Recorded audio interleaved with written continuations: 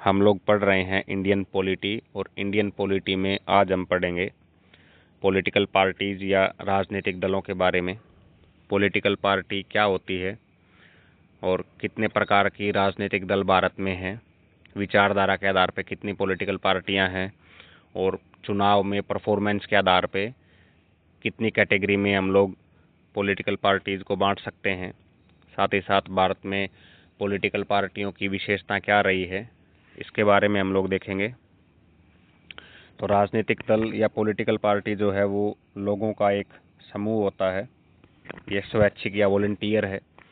Volunteer का अर्थ ये है कि पॉलिटिकल पार्टी में लोग अपनी इच्छा से उसको ज्वाइन करते हैं, और जब उनका मन होता है तब वो पार्टियों को छोड़ सकते हैं। और संगठन का मतलब है ऑर्गेनाइजेशन। जो भी पार्टियां होती हैं ये संगठित या ऑर्गेनाइज वे में काम करती हैं। लगभग हर पॉलिटिकल पार्टी का एक संविधान होता है, इसके कुछ नियम होते हैं। पॉलिटिकल पार्टियों में ऑफिसर्स या पदाधिकारी होते हैं, यानी कि जो ऊपर से नीचे वरीयता क्रम में या हिरार्की में होते हैं। और पॉलिटिकल पार्टीज एक विजन या एक गोल को लेके, एक लक्ष्य को लेके काम करती है, जो लगभग सभी पॉलिटिकल पार्टीज का लक्ष्य यही होता है कि वो संवैधानिक तौर तरीकों का प्रयोग करते हुए इलेक्शंस में भाग लें और इलेक्शन को जीत के सत्ता प्राप्त करें। तो ये इनका लक्ष्य है। पॉलिटिकल पार्टीज़ में जितने भी लोग होते हैं उन सब का विज़न एक जैसा होता है, और विज़न यही होता है कि चुनाव लड़के सत्ता हासिल करें और देश का विकास करें या संविधान का पालन करें। ये दृष्टिकोण है, और उनकी विचारधारा समान होती है। आइडियोलॉजी के अकॉर्डिंग हम लोग देखें तो जिस प्रकार जो बीएसपी या बहुजन समाजवादी पार्टी है, इसकी आइडियोलॉजी यही है कि ये संविधान और दलित अधिकारों की पक्षधर है। दूसरा जो कांग्रेस है, ये संवैधानिक मूल्यों और दलित या पिछड़ा वर्ग है या महिला इत्यादि, और भारत के स्वतंत्रता संग्राम, फ्रीडम मूवमेंट के जो मूल्य है उसको लेके ये काम करते हैं। बीजेपी है वो प्राचीन भारतीय संस्कृति और हिंदू हितों की पक्षधर पार्टी रही है। तो ये इन लगभग पॉलिटिकल पार्टी में जो भी लोग होते हैं उनकी विचारधारा और दृष्टिकोण एक जैसा होता है। अब आइडियोलॉजी या विचारधारा के आधार पे हम लोग पॉलिटिकल पार्टीज को डिवाइड करते हैं। सबसे पहली है रिएक्शनिस्ट। रिएक्शनिस्ट या प्रतिक्रियावादी वो पॉलिटिकल पार्टियां होती हैं जो प्राचीन समय में या अब से पहले पुराने समय की जो भी विचारधारा है या पुराने समय की जो व्यवस्था है उसको लागू करना चाहती है या उसकी पक्षधर हैं।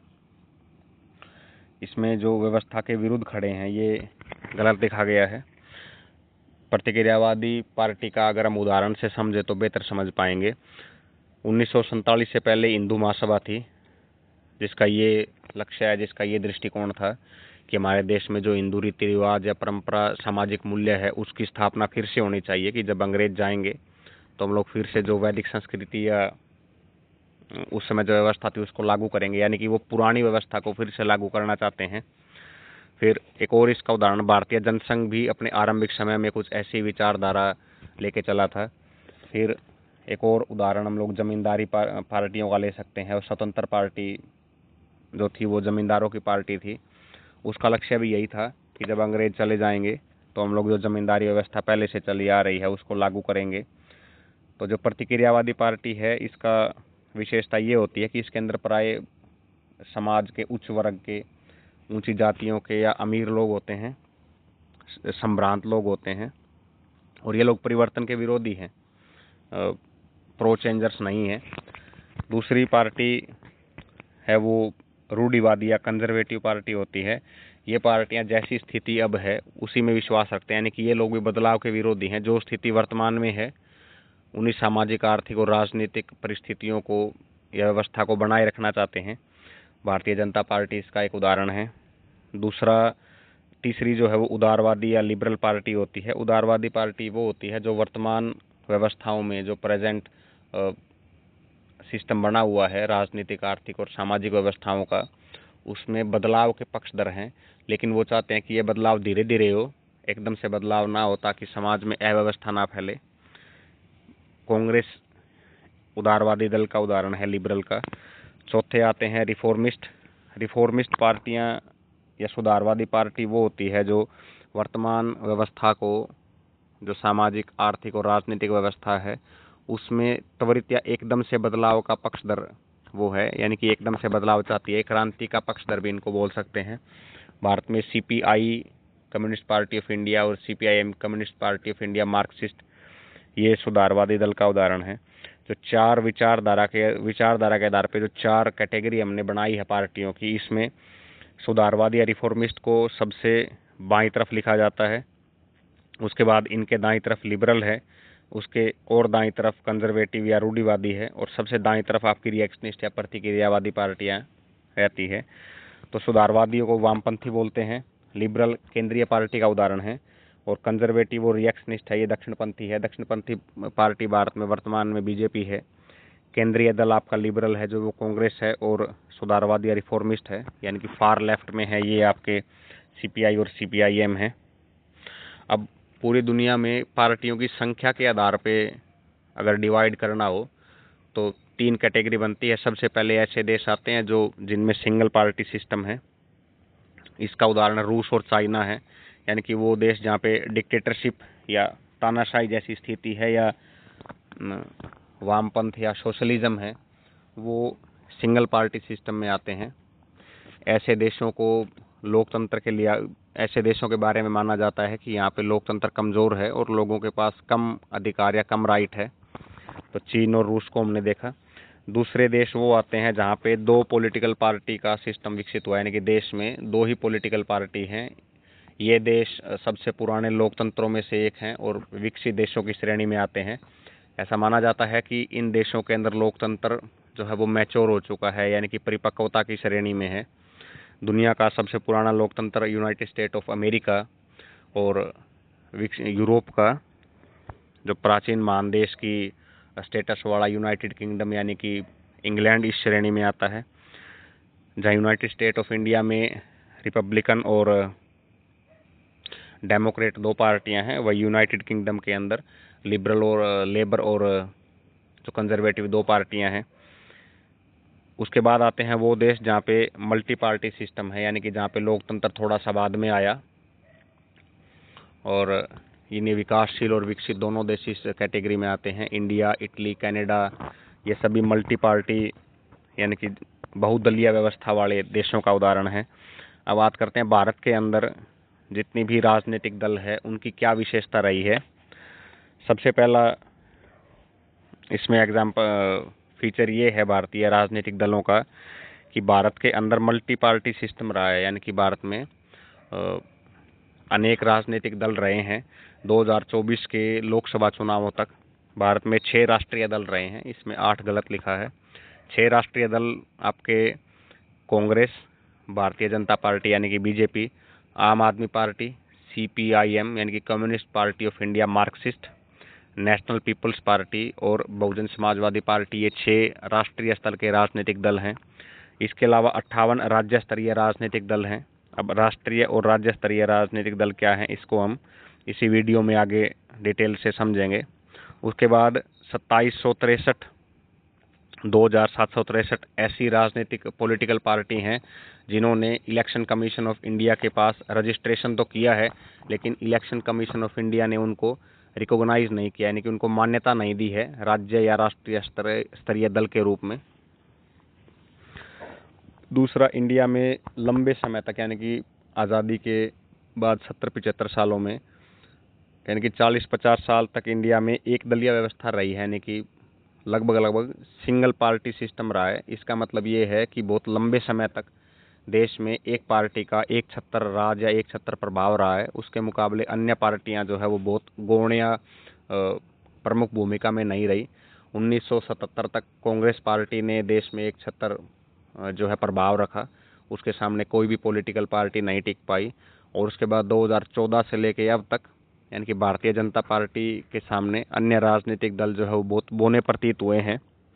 उसके बाद तीसरा है, भारत में जितनी भी पॉलिटिकल पार्टियां हैं उनमें एक या दो को छोड़ के लगभग सभी पार्टियों में कोई स्पष्ट विचारधारा का यानी कि क्लियर कट आइडियोलॉजी का अभाव रहा है, और बाकी जो सभी दल है वो मिली जुली विचारधारा को दर्शाते हैं। फॉर एग्जांपल भारत में अगर AIMIM पार्टी है वो मुसलमानों के हितों का संरक्षण करती है, यानी कि उनकी ये जो स्टैंड है वो क्लियर है। भारतीय जनता पार्टी हिंदू और सनातन संस्कृति की पोषक या उसको संवर्धन करने वाली रही है। और इसके अलावा जो CPIM है या CPI को communist party of India Marxist है, वो वामपंथ की एक प्रबल समर्थक रही है। यानी कि इन 2-3 पार्टी को छोड़ दें तो बाकी सभी पार्टियां लगभग एक जैसे बातों को लेके चलती है, जैसे कि हम लोग संविधान की रक्षा करेंगे या दलितों के अधिकार की रक्षा करेंगे, महिलाओं को लेके हम लोग जागरूक हैं और देश को विकास के मार्ग पे लेके जाएंगे। यानी कि बाकी सभी पार्टीज की जो विचारधारा है वो लगभग एक जैसी है। वहीं इंडिया की पॉलिटिकल राजनीतिक दलों और पूरी दुनिया के राजनीतिक दलों के अंदर जो एक प्रमुख अंतर है वो ये है कि इंडिया में विचारधारा की जगह मुद्दे ज़्यादा महत्वपूर्ण हैं।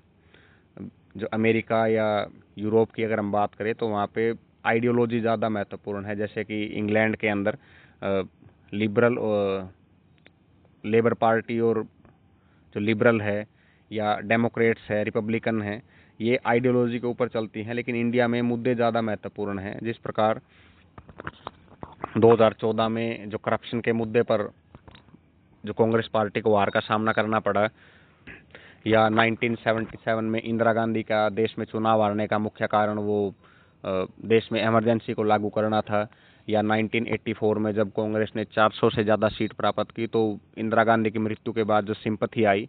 तो यानी कि इंडिया में मुद्दे ज़्यादा महत्वपूर्ण हैं बजाय विचारधारा के। उसके अलावा इंडियन पॉलिटिकल सिस्टम का एक फीचर ये भी है कि इंडिया में जो पॉलिटिकल पार्टी है वो पर्सनैलिटी कल्ट है। यानी कि राजनीतिक दलों के अंदर एक व्यक्ति का प्रभाव ज़्यादा है और कई बार तो राजनीतिक पार्टी की जगह पूरे देश की राजनीतिक व्यवस्था में ही एक आदमी हावी रहा है। जैसे 1977 या कांग्रेस पार्टी की बात करें तो जवाहरलाल नेहरू, इंदिरा गांधी, राजीव गांधी और उनके बाद सोनिया गांधी और अब राहुल गांधी कांग्रेस पार्टी में सबसे प्रमुख रहे हैं। दूसरा, भारतीय जनता पार्टी में अटल बिहारी वाजपेयी, लाल कृष्ण आडवाणी और अब नरेंद्र मोदी के इर्द गिर्द ही पूरी पार्टी घूमती है। वहीं और पार्टी को भी अगर हम देखें तो BSP में मायावती और कांशीराम, और RJD में लालू प्रसाद यादव, और शिरोमणि अकाली दल जो पंजाब की पार्टी है वहाँ पे सुखबीर बादल और उनके जो पुत्र हैं वो प्रमुख रहे हैं। यानी कि पर्सनैलिटी कल्ट पार्टी रही हैं। तीसरा, ट्रेडिशनल फैक्टर पे आधारित है। यानी कि भारत की जो संस्कृति और कल्चर है उसने राजनीतिक दलों को भी प्रभावित किया है। लंबे समय से जो भाषा का मुद्दा है उसके ऊपर भी पॉलिटिकल पार्टी बनी है, चाहे साउथ में DMK हो या पंजाब में शिरोमणि अकाली दल हो। धर्म के आधार पे AIM और BJP जैसी पार्टी है वो धार्मिक मुद्दों के ऊपर ज़्यादा ध्यान रखती है। तो यानी कि पारंपरिक क्षेत्र उस समय भी हावी थे और आज भी है क्षेत्रवाद के आधार पे, जैसे शिवसेना, और भाषा के आधार पे महाराष्ट्र नवनिर्माण सेना MNS या मनसे इसका एक एग्जाम्पल है। तीसरा, रीजनल पॉलिटिकल पार्टीज, यानी कि जैसा हमने देखा कि 2024 के चुनाव में 58 रीजनल पॉलिटिकल पार्टीज थी, चाहे वो इंडियन नेशनल लोकदल है, RJD है या शिवसेना जैसी पॉलिटिकल राज्य स्तरीय दल है। उसके बाद दल बदलू या टूट और बिखराव, यानी कि डिफिकेशन पार्टी में बहुत रहा है।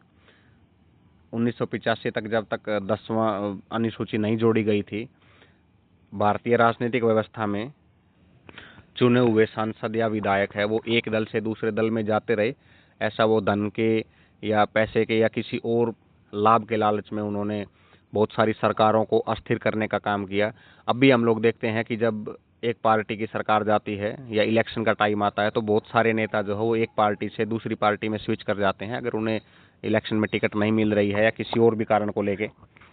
तो राजनीतिक दलों का टूट और बिखराव एक महत्वपूर्ण फीचर रहा है। जैसा कि पिछले 2-3 साल में महाराष्ट्र में जो है शिवसेना का बिखराव हुआ, NCP का बिखराव हुआ।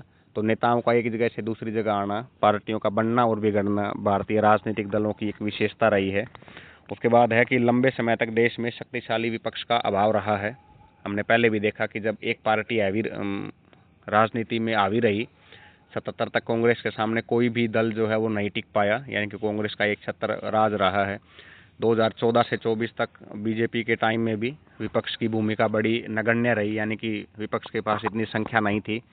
24 के बाद जब विपक्ष के पास ठीक ठाक संख्या है तो ये भी देखने में आया है कि विपक्ष जो है वो शक्तिशाली भूमिका नहीं निभा पाया, क्योंकि विपक्ष जो है अपने आपसी टकराव की वजह से एकजुट नहीं हो पाया है, तो शक्तिशाली विपक्ष का अभाव भारतीय राजनीतिक व्यवस्था की एक मुख्य विशेषता रही है। उसके अलावा हम बात करते हैं राष्ट्रीय और राज्य दलों को मान्यता, यानी कि recognisation of national and state political parties. तो राष्ट्रीय और राज्य दलों को मान्यता के लिए रिप्रेजेंटेशन ऑफ पीपल एक्ट यानी कि जन प्रतिनिधित्व अधिनियम 1951 पारित किया गया है। इस अधिनियम के अनुच्छेद 21A यानी कि धारा 29(1) के तहत सभी पॉलिटिकल पार्टियां अपना रजिस्ट्रेशन करवाती है इलेक्शन कमीशन ऑफ इंडिया के पास, और election commission of India in political parties के प्रदर्शन या परफॉर्मेंस को देखता है कि इनकी लोकसभा और राज्यसभा के चुनाव में क्या प्रदर्शन रहा है।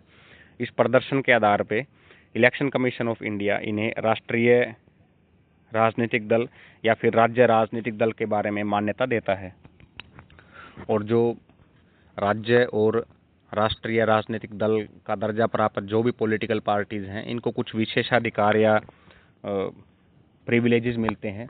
जैसे कि जो नेशनल पॉलिटिकल पार्टी है, राष्ट्रीय राजनीतिक दल है, उसका जो चुनाव चिन्ह है, इलेक्शन सिंबल है, उसको पूरे देश में उस पार्टी के अलावा कोई भी और पार्टी इस्तेमाल नहीं कर सकती।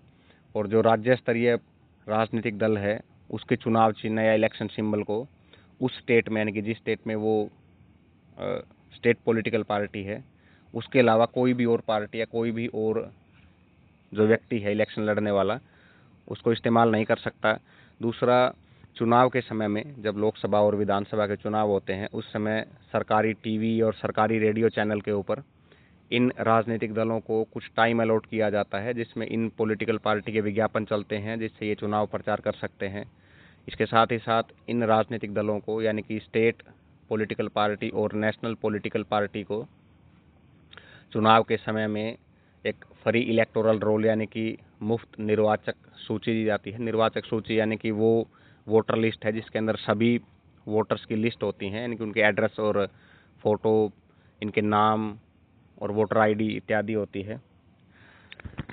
तो बात करते हैं कि किन पॉलिटिकल पार्टी को राष्ट्रीय दल का दर्जा मिलता है, यानी कि कौन सी पॉलिटिकल पार्टी एलिजिबल होती है नेशनल पॉलिटिकल पार्टी बनने के लिए। इसमें पहली कंडीशन ये है कि कोई भी पॉलिटिकल पार्टी जो 4 या 4 से ज़्यादा राज्यों में राज्य राजनीतिक दल है, यानी कि वो पॉलिटिकल पार्टी जिसको मान्यता प्राप्त है स्टेट पॉलिटिकल पार्टी की, कम से कम 4 या उससे ज़्यादा राज्य में, तो वो नेशनल पॉलिटिकल पार्टी बनने के लिए एलिजिबल है। उसके बाद दूसरी कंडीशन ये है, यानी कि इन तीनों में से अगर कोई भी कंडीशन फॉलो करता है तो वो नेशनल पॉलिटिकल पार्टी मानी जा सकती है। दूसरी कंडीशन ये है कि लोकसभा की सीट का 2% अगर कोई पॉलिटिकल पार्टी जीतती है और वो कम से कम 3 स्टेट में ऐसा जीते, तो उसे नेशनल पॉलिटिकल पार्टी माना जा सकता है।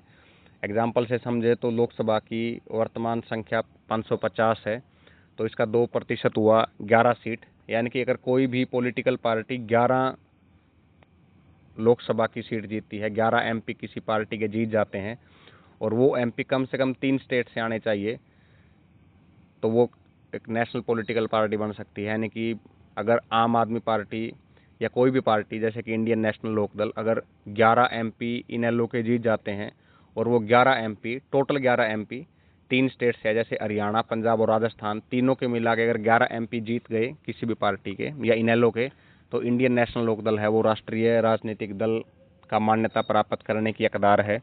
तीसरी कंडीशन इसमें यह है कि लोकसभा या विधानसभा के चुनाव में, यानी कि एमपी और एमएलए के इलेक्शन में, कोई भी political party total valid vote का, कुल वैध मतों का 6% अगर वो लेती है, और ऐसा अगर वो 4 या 4 से ज़्यादा स्टेट में करती है, यानी कि 4 या 4 से ज़्यादा स्टेट में कोई पॉलिटिकल पार्टी वैलिड वोट का 6% लेती है, तो वो राष्ट्रीय राजनीतिक दल प्राप्त बनने के लिए हकदार है।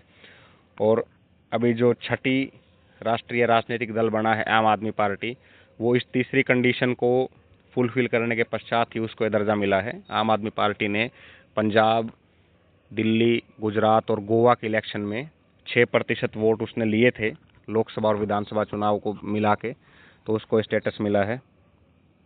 अब बात करते हैं राज्य स्तरीय दल की, यानी कि स्टेट पॉलिटिकल पार्टीज का दर्जा लेने के लिए किसी भी राजनीतिक दल के पास क्या क्या एलिजिबिलिटी होनी चाहिए।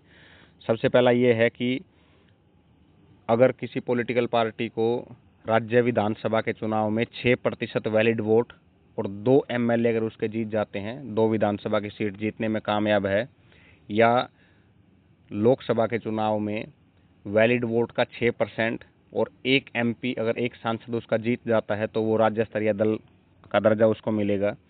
दूसरा, अगर राज्य विधानसभा चुनाव में किसी पॉलिटिकल पार्टी को 3% सीट या 3 एमएलए जो भी ज़्यादा हो, अगर वो इसको प्राप्त करने में कामयाब है तो वो एक राज्य स्तरीय दल बनेगा। इसको एग्जाम्पल से समझें कि अगर किसी राज्य के अंदर 66 सीट है तो 66 सीट का 3% हुआ 2 सीट, यानी कि 2 एमएलए। तो यहाँ पे 2 एमएलए और 3 एमएलए के अंदर 2% और 3 एमएलए के अंदर जो है वो 3 एमएलए ज़्यादा है तो उसको 3 एमएलए उसके जो है वो विनर जीतने चाहिए। दूसरी ओर बात करें राजस्थान की, जहाँ पे सीट है 200, तो 200 का 2% हुआ 3% हुआ 6 एमएलए। तो 6 और 3 के अंदर जो है वो 6 ज़्यादा है, तो यहाँ पे 3% सीट के हिसाब से 6 एमएलए अगर राजस्थान में कोई पॉलिटिकल पार्टी जीतती है तो एक राज्य स्तरीय दल होगा। तीसरी कंडीशन है 8% वोट, ये 2014 में जोड़ी गई, यानी कि कोई भी राजनीतिक दल अगर लोकसभा और राज्य के विधानसभा चुनाव इनमें से कोई भी इलेक्शन में अगर 8% टोटल वोट वैलिड वोट ले लेता है तो एक राज्य स्तरीय दल का दर्जा उसको मिल सकता है। और उसके बाद चौथी कंडीशन ये है कि राज्य के अंदर जितनी भी लोकसभा की सीट है उसका 25वां हिस्सा, या इसको आसान भाषा में बोल सकते हैं 4%, यानी कि लोकसभा चुनाव के अंदर राज्य के अंदर जितनी भी सीट है अगर उसका 4% जीत जाती है कोई पॉलिटिकल पार्टी तो एक राज्य स्तरीय दल बनने के लिए एलिजिबल होगी। फॉर एग्जांपल, अगर किसी राज्य के अंदर लोकसभा की 50 सीट है तो 50 सीट का 4% हुआ यानी कि 2 सीट, यानी कि अगर किसी राज्य जिसमें लोकसभा की 50 सीट है और कोई पॉलिटिकल पार्टी अगर उस राज्य में 2 एमपी जीतने में कामयाब हो जाती है, यानी कि 2 सीट अगर लोकसभा की जीत जाती है तो वो भी राज्य राजनीतिक दल का दर्जा प्राप्त करने की हकदार होगी। तो यानी कि ये 4 कंडीशंस है। फिर से हम लोग इसको रिवाइज कर लेते हैं। नेशनल पॉलिटिकल पार्टी बनने के लिए योग्यता ये है कि अगर कोई पार्टी कम से कम 4 स्टेट में वो स्टेट पॉलिटिकल पार्टी हो।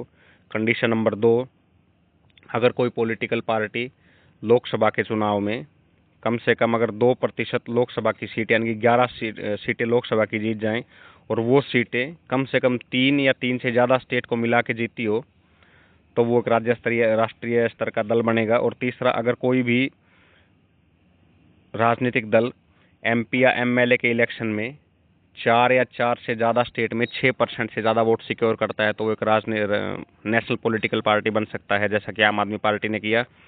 उसके बाद स्टेट पॉलिटिकल पार्टी के लिए एलिजिबिलिटी ये है कि कोई भी पॉलिटिकल पार्टी अगर एमएलए के इलेक्शन में 2 एमएलए और 6% वैलिड वोट जीत जाती है तब, या एमपी मेंबर ऑफ पार्लियामेंट के इलेक्शन में 6% वैलिड वोट और 1 एमपी अगर उसका जीतता है राज्य में तो वो स्टेट पॉलिटिकल पार्टी बन सकती है।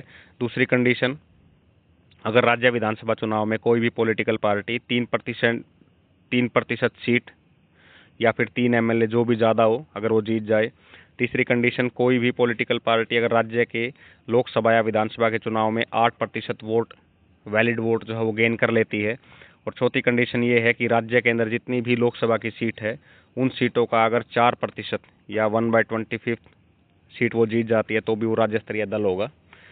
अगले पार्ट में हम लोग पढ़ेंगे इलेक्शन प्रोसेस के बारे में, यानी कि इंडिया में इलेक्शन किस तरीके से प्रोसीड होता है, यानी कि पूरी जानकारी हम लोग इलेक्शन के बारे में लेंगे। तब तक के लिए थैंक यू।